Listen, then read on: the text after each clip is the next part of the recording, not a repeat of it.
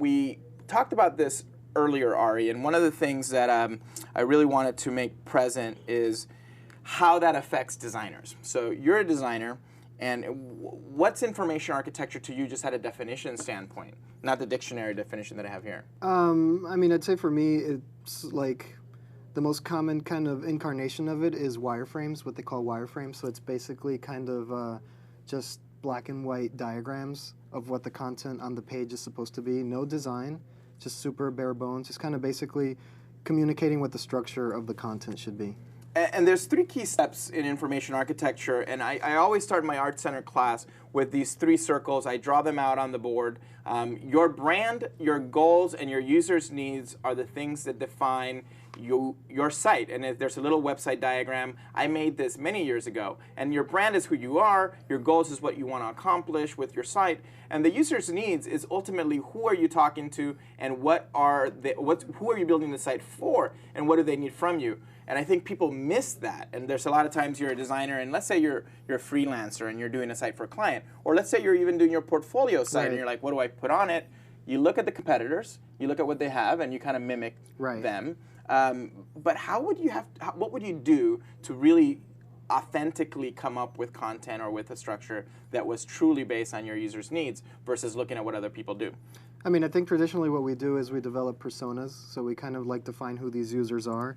And based on who they are, they have certain needs. Ultimately, the website is about people. And it's an interesting point you brought up earlier. It's not about you. You know, you're not designing the website for yourself, you know, designing it for people who are coming here. So if it's your web design portfolio and you want to impress a high-level creative director, for example, you have to put yourself in that person's shoes and just kind of think, what would I want to see? Or what would make me hire this person if I came to the website? So you're channeling the creative director. Yes. And in a description recently at a meeting, I described being an information architect or being a web designer or designing from a user standpoint, similar to Whoopi Goldberg in Ghost. Yes. She got paid by her clients to channel their loved ones. People. So you're actually channeling the users and manifesting something that they would want to see. Right. Got it. So one of the things that we know it's easy for our audience, and again, whether you're a freelance designer, whether you're an advertising agency producer, or whether you're any potential role that you have where you're beginning to do a lot more digital, if you're looking for a job. I mean, one of the things that I had, a conversation that I had with an awesome guy, Aaron from MailChimp, who I'm hoping to have on the show in the next few weeks. He said he would if his schedule allows. He basically said that they're in Atlanta, where they're at, they don't have resources. They need people. They need more resources that are trained and understand the language.